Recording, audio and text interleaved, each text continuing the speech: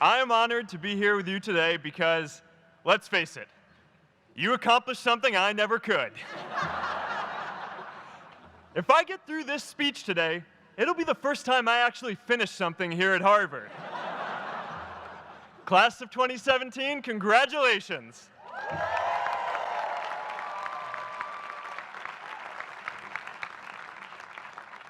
Now, I'm an unlikely speaker today, not just because I dropped out, but because we're technically in the same generation.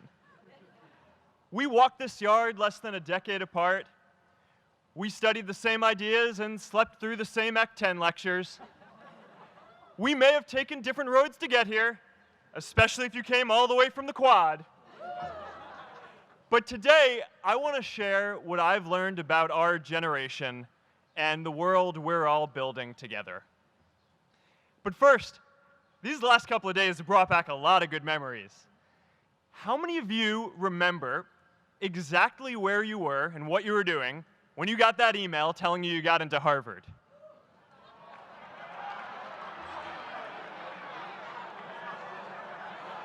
I was playing the video game Civilization, and I ran downstairs and got my dad, and for some reason, his first reaction was to video me opening the email. That could have been a really, really sad video. But I swear, getting into Harvard is the thing my parents are most proud of me for. My mom is nodding. You all know what I'm talking about. Look, guys, it's tough to beat this. You'll see when you get out there. How many of you remember your first lecture here at Harvard? Mine was Computer Science 121 with the incredible Harry Lewis. Harry. I was running late for class, so I threw on a t-shirt, and I didn't realize until afterwards that I put it on inside out and backwards, and my tag was sticking out the front. I couldn't figure out why no one in class would talk to me. Except for this one guy, KX Jin. He just went with it. We started doing our problem sets together, and now he runs a big part of Facebook. And that, class of 2017, is why you should be nice to people.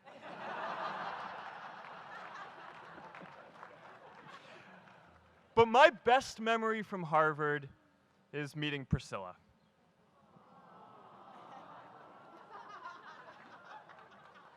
I had just launched this prank website, FaceMash, and the ad board wanted to see me.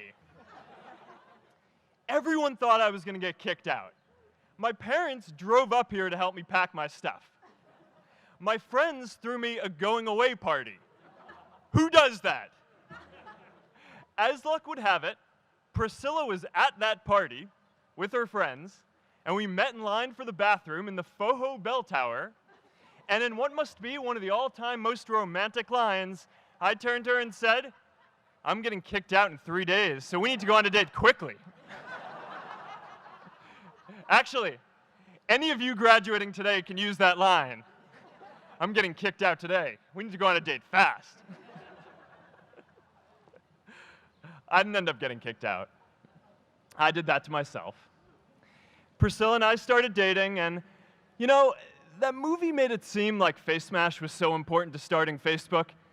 It wasn't. But without FaceMash, I never would have met Priscilla. And Priscilla's the most important person in my life. So you could still say it was the most important thing I built in my time here.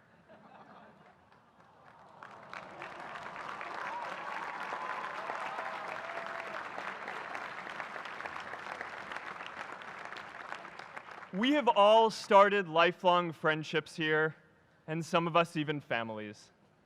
That's why I'm so grateful to this place. Thanks, Harvard.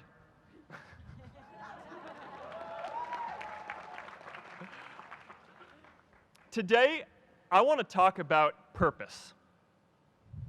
But I'm not here to give you the standard commencement about finding your purpose. We're millennials.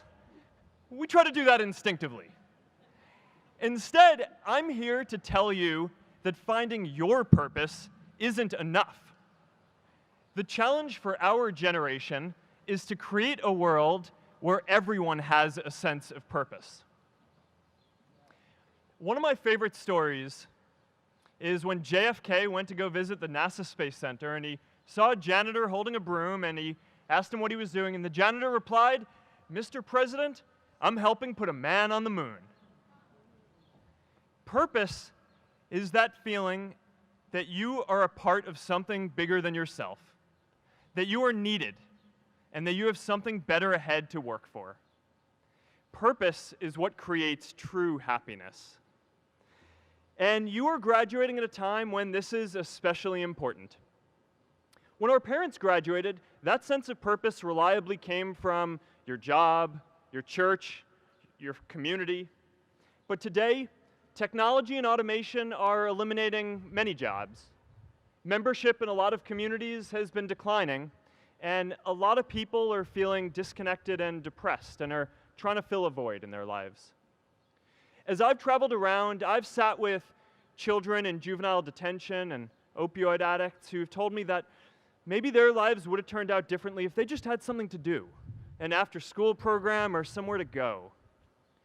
I've met factory workers who know their old jobs aren't coming back and are just trying to find their path ahead. For our society to keep moving forward, we have a generational challenge to not only create new jobs, but create a renewed sense of purpose. I remember that night I launched Facebook from that little dorm in Kirkland House. I went to Noakes with my friend KX, and I remember telling him clearly that I was excited to help connect the Harvard community, but one day someone would connect the whole world. The thing is, it never even occurred to me that that someone might be us. We were just college kids. We didn't know anything about that. There were all these great big technology companies with all these resources, and I just assumed one of them would do it. But this idea was so clear to us that all people want to connect. So we just kept working on it, day after day after day. And I know that a lot of you are going to have your own stories just like this. A change in the world that seems so clear that you are sure someone else is going to do it. But they're not. You will. But it's not enough to have that purpose yourself. You also have to create a sense of purpose for others. And I found that out the hard way. You see, my hope was never to build a company. I wanted to have an impact. And as all these people started joining us, I just assumed that that's what they wanted to do too. So I never took the time to explain what it was that I hoped we'd build. A couple years in, some big companies wanted to buy us. I didn't want to sell. I wanted to see if we could connect more people. And we were building the first version of Newsfeed at the time, and I thought, if we could just launch this, it could change how we all learn about the world. Nearly everyone else wanted to sell. Without a sense of higher purpose, this was their startup dream come true, and it tore our company apart. After one particularly tense argument, one of my close advisors told me if I didn't agree to sell the company right now, I would regret that decision for the rest of my life. Relationships were so frayed that within a year or so, every single person on our management team was gone. That was my hardest time leading Facebook. I believed in what we were doing, but I felt alone. And worse, it was my fault. I wondered if I was just wrong, an imposter, a 22-year-old kid who had no idea how things actually worked. Now, years later, I understand that is how things work when there's no sense of higher purpose. So it's up to all of us to create it so we can all keep moving forward together. And today, I want to talk about 3 ways that we can create a world where everyone has a sense of purpose. By taking on big, meaningful projects together. By redefining equality so everyone has the freedom to pursue their purpose. And by building community all across the world. So first, let's take on big, meaningful projects. Our generation is going to have to deal with tens of millions of jobs replaced by automation like self-driving cars and trucks. But we have the potential to do so much more than that. Every generation has its defining works.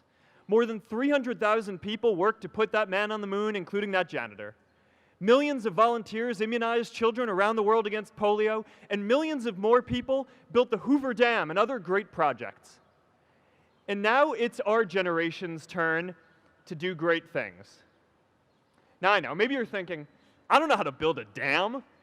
I don't know how to get 1 million people involved in anything. Well, let me tell you a secret. No one does when they begin.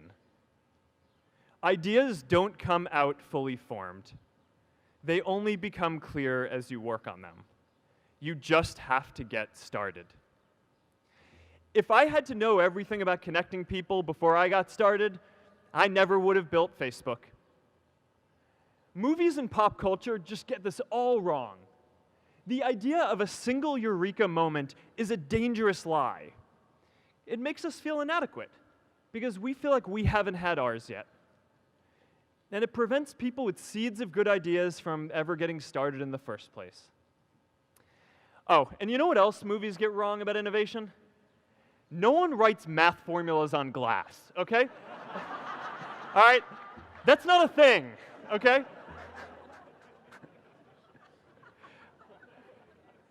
It's really good to be idealistic, but be prepared to be misunderstood. Anyone working on a big vision is going to get called crazy, even if you end up right. Anyone taking on a complex problem is going to get blamed for not fully understanding it, even though it's impossible to know everything up front. Anyone taking initiative will always get criticized for moving too fast because there's always someone who wants to slow you down. In our society, we often don't take on big things because we're so afraid of making mistakes that we ignore all the things wrong today if we do nothing. The reality is, anything we do today is going to have some issues in the future. But that can't stop us from getting started. So what are we waiting for? It is time for our generation-defining great works.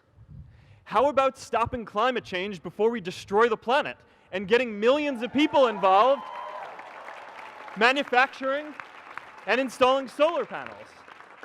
How about curing all diseases and getting people involved by asking volunteers to share their health data, track their health data, and share their genomes? You know, today, our society spends more than 50 times as much treating people who are sick as we invest in finding cures so people don't get sick in the first place. It makes no sense. We can fix this. How about modernizing democracy so everyone can vote online? And how about personalizing education so everyone can learn? These achievements are all within our reach. Let's do them all in a way that gives everyone in our society a role. Let's do big things, not just to create progress, but to create purpose.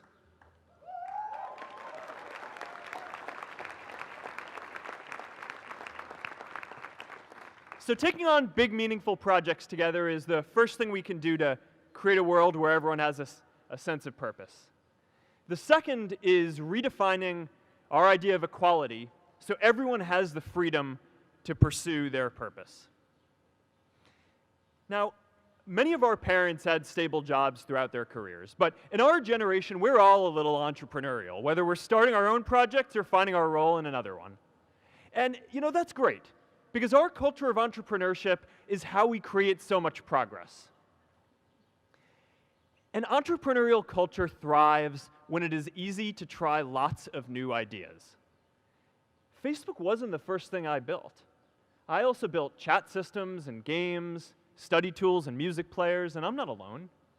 J.K. Rowling got rejected 12 times before she finally wrote and published Harry Potter. Even Beyoncé had to make hundreds of songs to get Halo. The greatest successes come from having the freedom to fail. Now, today, we have a level of wealth inequality that hurts everyone. When you don't have the freedom to take your idea and turn it into a historic enterprise, we all lose. And right now, today, our society is way over-indexed on rewarding people when they're successful, and we don't do nearly enough to make sure that everyone can take lots of different shots. Now, let's face it, there is something wrong with our system when I can leave here and make billions of dollars in 10 years, while millions of students can't even afford to pay off their loans, let alone start a business.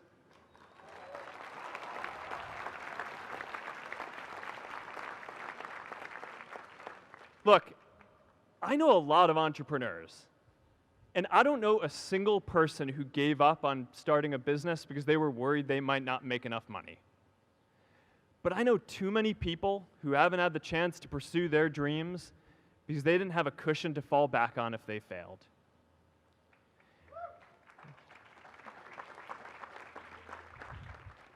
We all know you don't get successful just by having a good idea or working hard. You get successful by being lucky too. If I had to support my family growing up instead of having the time to learn how to code, if I didn't know that I was going to be fine if Facebook didn't work out, then I wouldn't be standing up here today. And if we're honest, we all know how much luck we've had to get to this point in our lives. Every generation expands its definition of equality. Previous generations fought for the vote and civil rights. They had the New Deal and Great Society. And now it's time for our generation to define a new social contract.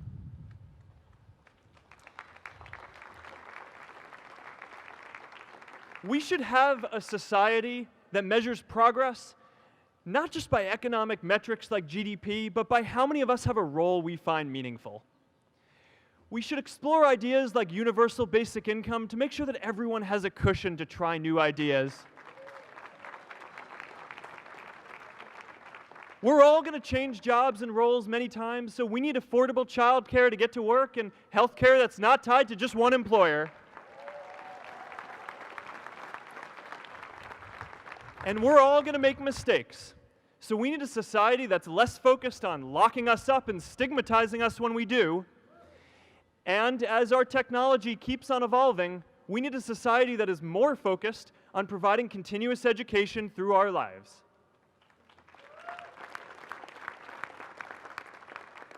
And yes, giving everyone the freedom to pursue purpose isn't going to be free. People like me should pay for it. And a lot of you are going to do really well, and you should too.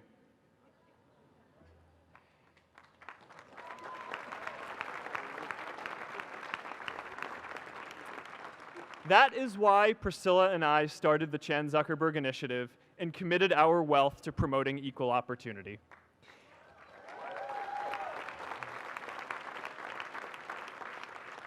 These are the values of our whole generation. It was never a question of if we were going to do this. The only question was when. Millennials are already one of the most charitable generations in history. In just 1 year, more than 3 in 4 US millennials donated to charity, and more than 7 in 10 raised money for another one. But it's not just about giving money. You can also give time. And I promise you, if you just take an hour or two a week, that's all it takes to give someone a hand and help them reach their potential. Now, maybe you're thinking, that's a lot of time. I'm not sure if I have that much time. I used to think that. You know, when Priscilla graduated from Harvard, she became a teacher. And before she'd do education work with me, she told me that I needed to get my own experience teaching a class. At first, I complained. I said, you know, I'm kind of busy. I'm running this company. But she insisted. So I taught an after-school program at the local Boys and Girls Club on entrepreneurship. I taught those kids lessons on product development and marketing, and they taught me what it was like growing up feeling targeted for your race, and what it's like having a family member in prison. I shared stories of my time in school, and they shared their hope that one day they would get to go to college too. For 5 years, I've had dinner with those students every month. One of them even threw Priscilla and me our first baby shower. And next year, they're going to college. Every one of them, first generation in their families. We can all make time to give someone a hand. Let's give everyone the freedom to pursue purpose, not just because it's the right thing to do, but because when more people can turn their dreams into something great, we are all better for it.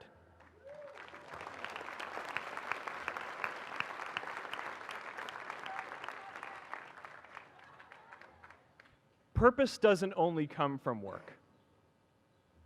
The third way we can create a sense of purpose for everyone is by building community. And in our generation, when we say purpose for everyone, we mean everyone in the world. Now, quick show of hands. How many of you here are from another country? All right, now keep your hands up. How many of you are friends with one of these folks? Now we're talking. See, we have grown up connected. In a recent survey of millennials around the world, asking what most defines our identity, the most popular answer wasn't nationality, ethnicity, or religion. It was citizen of the world. That's a big deal. Every generation expands the circle of people we consider one of us. And in our generation, that now includes the whole world. We understand that the great arc of human history bends towards people coming together in ever greater numbers, from tribes to cities to nations, to achieve things that we could not on our own. We get that our greatest opportunities are now global. We can be the generation that ends poverty, that ends disease. And we get that our greatest challenges need global responses too. No country can fight climate change alone or prevent pandemics. Progress now requires coming together, not just as cities or nations, but also as a global community. But we live in an unstable time. There are people left behind by globalization across the whole world. And it's tough to care about people in other places when we don't first feel good about our lives here at home. There's pressure to turn inwards. This is the struggle of our time. The forces of freedom, openness, and global community against the forces of authoritarianism, isolationism, and nationalism. Forces for the flow of knowledge, trade, and immigration against those who would slow them down. This is not a battle of nations. It is a battle of ideas. There are people in every country for more global connection, and there are good people against it. And this isn't going to be decided at the UN either. It's going to happen at the local level when enough of us feel a sense of purpose and stability in our own lives that we can start to open up and care about everyone else too. And the best way to do that is to start building local communities right now.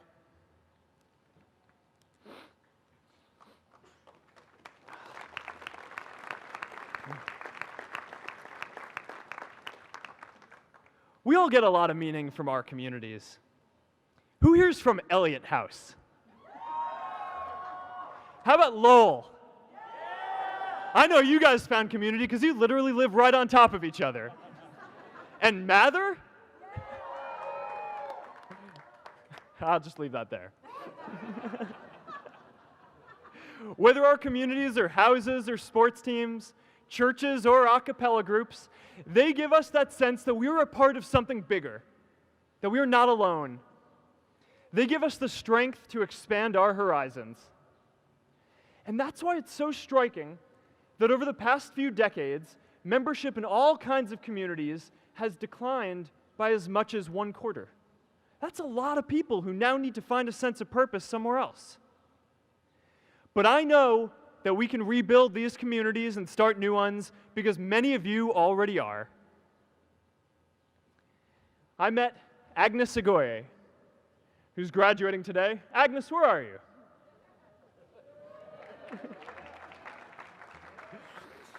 Agnes spent her childhood navigating conflict zones with human trafficking in Uganda, and now she's trained thousands of law enforcement officials to keep communities safe.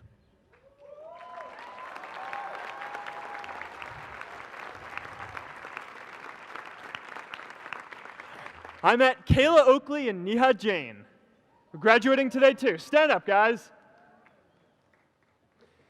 Kayla and Neha started a nonprofit that connects people suffering from chronic illnesses with people in their communities who are willing to help out.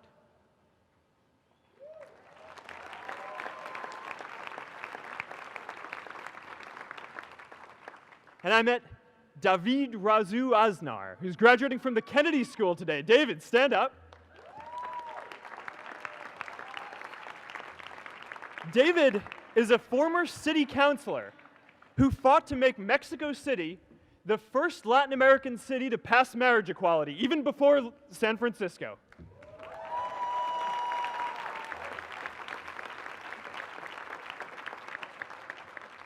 And this is my story too. A student in a dorm, connecting one community at a time, and keeping at it until one day we can connect the whole world. Change starts local. Even global change starts small with people like us. In our generation, the struggle of whether we connect more, whether we achieve our greatest opportunities, comes down to this: your ability to build communities and create a world where every single person has a sense of purpose.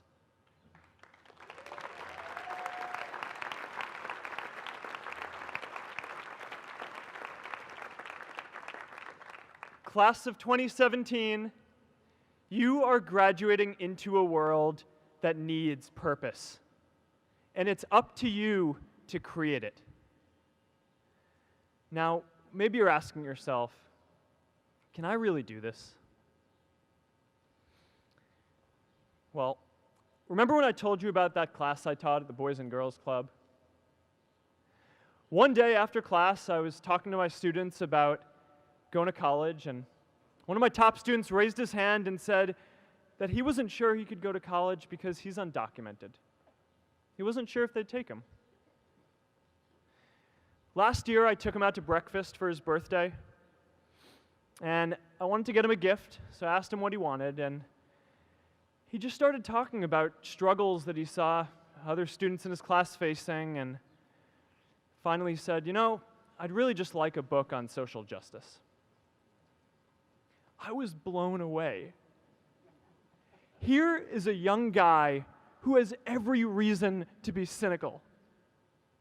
He wasn't sure if the country he calls home, the only one he's known, was going to deny him his dream of going to college. But he wasn't feeling sorry for himself. He wasn't even thinking of himself. He has a greater sense of purpose, and he's going to bring people along with him. It says something about our situation today that I can't even say his name because I don't want to put him at risk. But if a high school senior who doesn't know what the future holds for him can do his part to move the world forward, then we owe it to the world to do our part too.